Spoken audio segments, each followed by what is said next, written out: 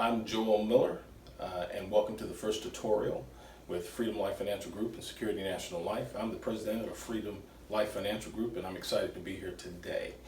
And I'm excited for you. I mean, we're starting on a brand new journey together. And I don't know how you got here. You might have got here by one of your friends told you about, hey, let me just tell you about pre-need. A pre-what? Pre-need. Or maybe it was our recruiter that you spoke with, and maybe you applied from a job ad. It doesn't make a difference how you got here. You're here. And not only are you here, but we're coming together and we're beginning a new journey together. And whenever you're beginning a new journey, you make preparations for the journey. You have a map that leads you towards your final destination, but you also know that there are challenges along the destination. And I would like to, I would love to say, that the path to success, whether it's in this field or any field, is a path that is, just a straight road, but that's just not life.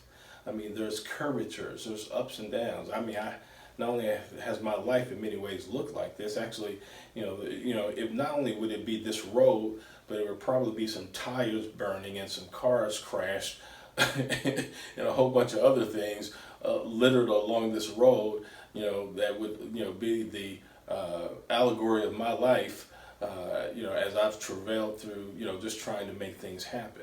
So the same thing for you. You're going to be traveling, and this is going to be an incredible journey. It's going to challenge you in many ways, but not only is it going to put you in a position to help people, but it's also going to put you in a position, for many of you, to earn an income in such a way that you've never dreamt possible.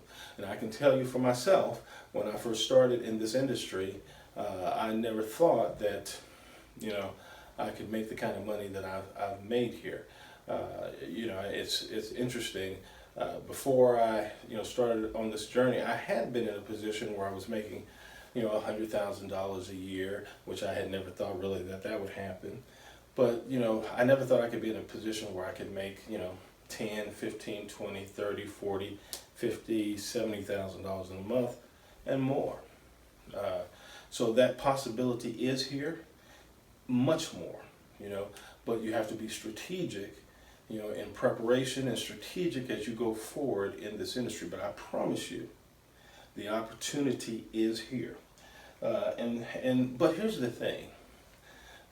As with this opportunity, as with most opportunities, so why is it, particularly living in the United States? I've lived, in different countries. I've lived in countries where people, in entire villages lived in a piece of tin on the right, a piece of tin on the both sides, on the back, a piece of tin on the top, and they're living in there with electricity and watching cable TV. With tanks going through the roads. I've been in countries. I actually went to school in a country where there were, you go to a party. I remember this situation. I was at a party, when I first walked into the house, there were two men standing with AK machine rifles, looked like military personnel. You see stuff, you don't even think about it. And then, there was a president of the country that was on the wall. And I remember, as, a young college student, we very opinionated, and we want to talk about everything, and we feel like we have the answers to the world, and we haven't even had a job yet. But I was in that house and I was talking about the president and how messed up he was, and somebody I didn't even know who that person was walked over to me and said, "Shh, you better stop that before you get snatched up out of here." And and I took his advice, and I started thinking, wait a minute, I'm not in America anymore. So America, the land of the free, the home of the brave. Does it have issues? Yes, we live in a fallen world. But still, this is a place where you can come and grab hold of opportunity. And I'm going to tell you, I know many people who have. I know a man who came over here, a friend of mine from Vietnam. His family had absolutely nothing. His father would not accept welfare. And long story short, now they own millions upon millions of dollars of real estate. And their family has just done incredible things just by goals, grit, perseverance. So I want to encourage you on that. But here's the thing, in the beginning, one of the things that you're going to have to prepare yourself mentally, the fortitude is and rest in the fact that you're going to have to get dirty. You're going to have to dig. I got a little picture here of a man. He has a shovel in a field. Now look, I don't know if he did that by himself, but that whole field has been excavated. He's got a shovel in the ground. His boots are dirty.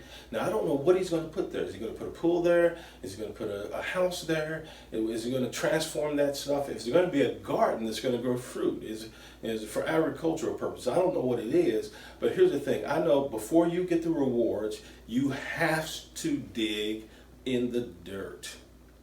You have to get dirty. Everybody, a lot of people talk about who is the greatest basketball player that ever lived. There's some people that say it's LeBron James. Don't make me laugh. Now, here's the thing. Don't get me wrong. LeBron James, and I'm being silly, but, LeBron James is an incredible basketball player. He's a beast. A beast. But Michael Jordan, come on now. Michael Jordan, forget Michael Jordan. Kareem Abdul-Jabbar. You gonna tell me Wilt Chamberlain? Well, let me just stick to Michael Jordan and Magic Johnson, but Michael Jordan for sure. And when we saw Michael Jordan on the scene, and just looking at his highlights, it is just amazing to see. But what people don't see with Michael Jordan, because he didn't come in the game in the NBA at that level, but he worked when everybody else rested. He worked on fundamentals over and over and over. He would get there before everybody else, and then he would be the last one to leave. And it showed in his game, because of the preparation that he did, he was always more prepared. And it's not just in his abilities, but in his confidence. When you are prepared, when you've done the work, when you've dug the ground, when you've developed a competency, when you've developed a spirit of professionalism, and you approach this industry as a professional, you're going to be different, and you're going to walk different, you're going to think differently, you're going to communicate differently than from the novice. And that's what we want. And that's one of the reasons why we're doing these videos, because we don't want you to approach this as a novice or just like, oh, I'm going to make a bunch of money. You have to prepare yourself. And so, and here's the beautiful thing about this: as you're preparing yourself, hey, there's going to be other people preparing themselves. And as you prepare yourself, you know what? People are going to see you digging, getting dirty a little bit. That's the thing about it. When you get dirty, you don't always have to stay as dirty. You don't keep picking at the ground and digging in the same place. It provides fruit, and you're able to eat from that fruit. But here's the thing: when you are digging, there are going to be some people that are going to come alongside you and say, hey man, isn't it interesting? If you have a goal and a perspective in the place that you're going, it's always interesting how the people that you ultimately need to help you get to where you go actually come alongside you when you least expect it. And so I want to encourage you to prepare. That's the first thing, mentally, to prepare yourself for the rewards that are going to come. When you think in terms of success, a lot of people don't want to dig because they want to come in like this gentleman, looking all suave and things. He's got no dirt on his collar, and his beard's perfect, and his hair's got his gel in it, and I understand that. People want to look together, but when you think in terms of success, a lot of times this is the image that we have of success. Not only that image, oh yeah, put that on Facebook. Yeah, girl, I'm on a Learjet. I just came from Atlanta just for dinner. Yeah, I understand that. But a lot of people look at that and say, oh yeah, that's success. I would submit to you that this is success. And you might say, well, how in the world is that success? I see that all the time. I see, when I'm driving through downtown Dallas or, in different parts of the city, people standing on the corner will work for food. A lot of them, hey, they're not going to work.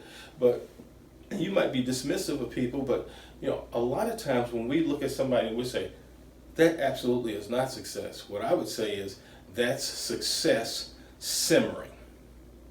So when you think in terms of this gentleman right here, his name is Mark Goodman. Now, Mark Goodman, it was an actor, and he got small. One of his kind of breakout, and it really wasn't a breakout. It was a small little part that he got in a Brad Pitt movie, and I mean, he only had a few lines in it, but he lives in London. But the thing about it is, even though it was a small part, the critics got a hold of it and just tore him up. You know, I mean, this guy only had a couple of parts, but it actually made the national paper. This guy is horrible. You know, I mean, can you imagine as a young aspiring actor, you get a little bit of a break where you get a little bit of a part and it makes national news that you're no good? I mean, man, you talk about disparaging. So he went into a depression. He was living on the streets. He talks about how people would accost him, and drunkards would beat on him and kick him on the road. He talked about being hungry and smelly and stinky. And one of the things that he started trying to do was shine people's shoes as they walked by. Now, I don't know about you, but I don't know the last time that you were walking down the street and you thought, you know what, I wish there was a homeless person right here to shine my shoes. That would just make my day. I can tell you right now, if I'm driving through the street and somebody comes up to wash my window, I'm like this. Hey, no, man, I'd rather have my window dirty than you rubbing whatever you're going to rub on my window. I don't have time for that. So if somebody's coming up to me and trying to wipe my shoes, hey, sir, let me just clean your shoe. Go, oh, brother, no. You don't want to be like, are you scum? No, you don't want to talk to them like, but you're dismissive. Oh, no, thank you. You just keep walking. So here he is. He's on the street. He's trying to clean people's shoes. As you can imagine, people are kicking him and get away from me. And it's clean. But there's a gentleman here, and this is what I'm talking about. When you start down a course, you never know what's going to happen, who's going to be there to help you when you least expect it. Because it wasn't like he decided, hey, I'm gonna shine people's shoes, and boom, he was right in success. No, he was dismissed, pushed away. No, told no.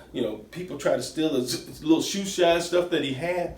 But he was doing it, and one person watched and saw his persistence. A gentleman who owned a very large building and said, I'll tell you what, here's what I'll do. I'll help you get cleaned up, and I'll actually let you shine shoes in my building for you. Oh, look at that. And so here's what he does. He goes in, and he's set up, he shines shoes in the foyer, and he's doing so well that he hires his first employee. Now here's the thing, his first employee, he didn't put an ad on ZipRecruiter or an Indeed. He went to one of his homeless buddies, and it just so happened that this particular person was a schizophrenic and blind.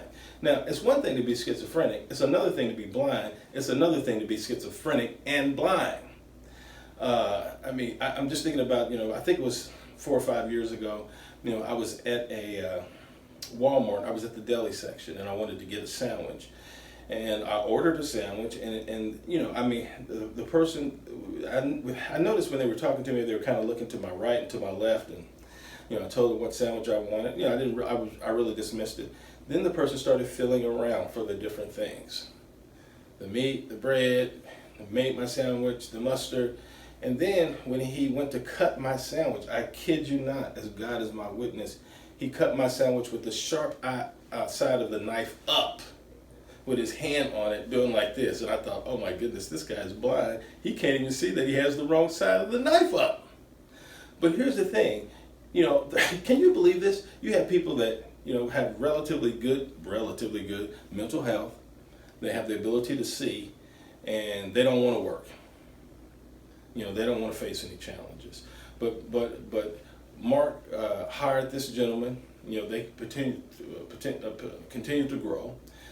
We continue to get other locations because he built a good reputation. And then, if you look at him today, totally different, transformation. So where some people may go, because you're going to do this, and some people are going to be like, I don't care what you do, what you decide you're going to do. You cannot base your decisions and your life on the naysayers that may or may not be around you. Just got to dismiss that. I'm sure nobody was saying, when he was coming up, nobody was saying to him on the street, man, you're going to be somebody. He had to determine within himself, he had to get an image of the person that he desired to be and incrementally move towards that. Man, this is just an incredible story of perseverance and overcoming. And I believe that you can do that as well. Now, here's the thing. There's a lot, and you may not be able to see some of this on the screen, but let me just tell you, there is a lot of excuses that one can come up with on why not to succeed. I mean, there's so many. I'm just going to read some of them for you. I was not loved by my parents. I grew up poor.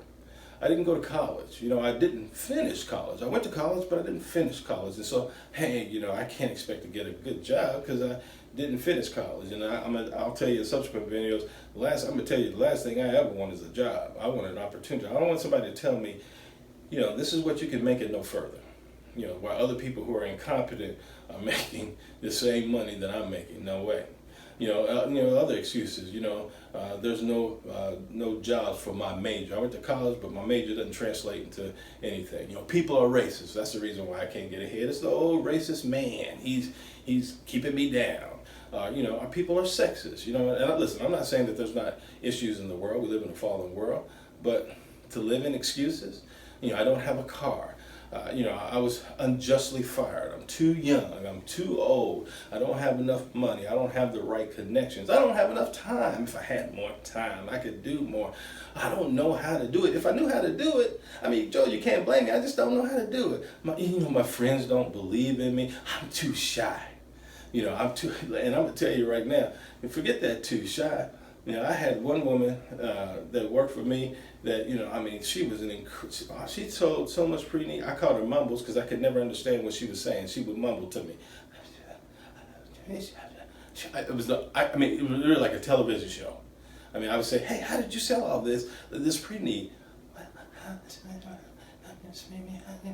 And I would say, I cannot hear what you're saying. What did you say? But I'm too shy.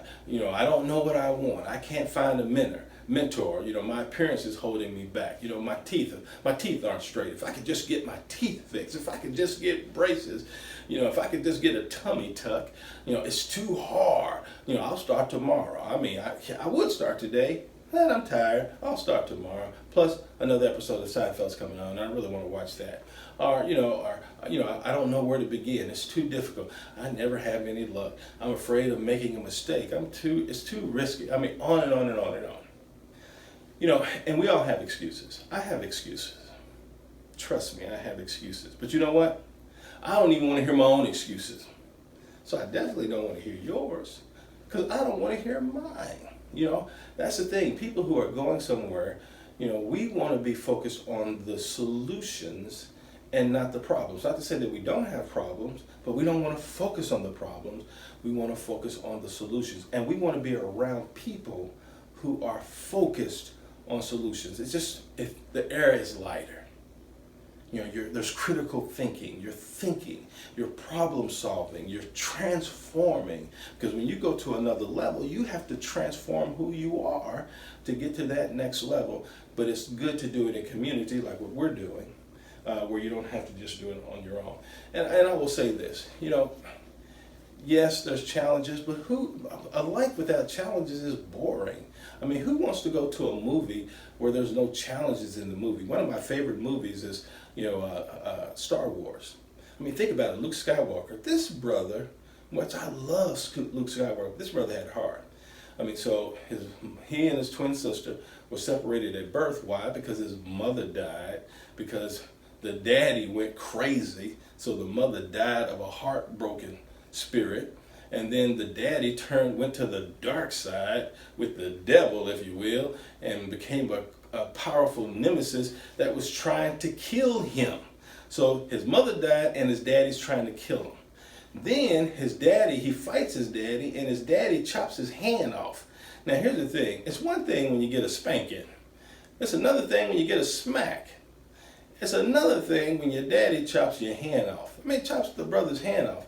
Not only that, but he meets his sister, doesn't know it's his sister, he likes her. Oh man, she's cute. And then he finds out it's his sister. Oh, yuck. And then here's the thing.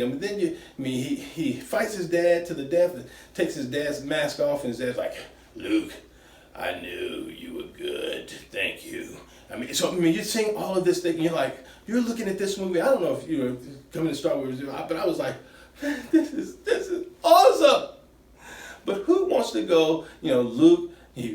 Born perfect life, silver spoon in his mouth, driving a nice little spaceship, going around, eating at nice dinner places and everything smooth. And then we leave the movie and it's the end. We're like, man, that's the worst movie I ever saw in my life. We don't want that. Same thing with, let me just say one more movie, The Matrix. One of my favorite movies. I mean, here's Neelix. You got Morpheus and Trinity here. I mean, these guys went through it. So here's the thing. The whole planet was destroyed. Machines took over the planet. They're running for their lives. Machines are trying to kill them. And Morpheus is being told that you have to help save the world. All this pressure is being put on him. Whatever his name is. I just said it, but I forgot. But here they are. They're out fighting against all odds. The machines come to kill them. They're all fighting, blah, blah, blah, blah, shooting, blah, blah, blah, blah, blah, blah. And then, they come out on top. But the thing about it is, that movie, there's a trilogy. Do you not know Matrix 4 is going to be coming out? I think it's going to be coming out next year. Man, that's going to make a lot of money. Because why? The challenges, the adversaries, the opposite. Same thing with the Avengers. And, Batman versus Superman. The Man of Steel and just a regular old guy with a good brain and some good, toys, goes up against an invincible foe, if you will. So what I'm saying to you is this. Don't get caught up in, hey, it's a challenge, or what the challenges may be. Keep your eye focused on the opportunity. This is one of the greatest opportunities, in my estimation, that's in the country as far as helping people where you can really feel good about it and making a great living as well. You're helping people to establish their legacies where the families don't have to go in on the worst day of their lives, make the most difficult decisions of their lives. And I'll just say this real quick. Last thing about Rudy. What a great movie. I mean, Rudy, listen, I'm not a man that cries much, but, when Rudy got to go in that game at the end of the game, because normally guys, I'm not even sure if we cry even when we're shot. We groan and roll, but it's not like we get shot and we're like, what? Why did you, it hurts so much. No, we're groaning and rolling. But in Rudy, I was crying, but I was trying to hold it in. I didn't want people, so I was like, oh no, it's coming. And then when I went in the bathroom afterwards, all the guys were sniffling and, it's the story of Rudy going against all the odds and coming out on top. And I know that's what you're going to do. You're going to walk through these odds. And you know what? Here's the thing. Let me just tell you this before I let you go for this initial video. Just welcome you. It's going to take a little time, so just because, you don't, shoot. Now listen, are there people that come in straight away and make money? Yes, no doubt about it. But just because it's not like a space shuttle, don't be discouraged. Take your time. If I could tell you, if you took your time and in 12 months, you could be making $10,000 to $12,000 in a month, would you say, hey, listen, that's something worth waiting for? Or would you be like, unless I can make it right now, no way. Don't take that approach, please, because you will cut yourself off from many, many blessings. Well, listen, I am excited for you. I'm glad you're here. And I look forward to being with you on subsequent tutorials. Listen, you have a great day.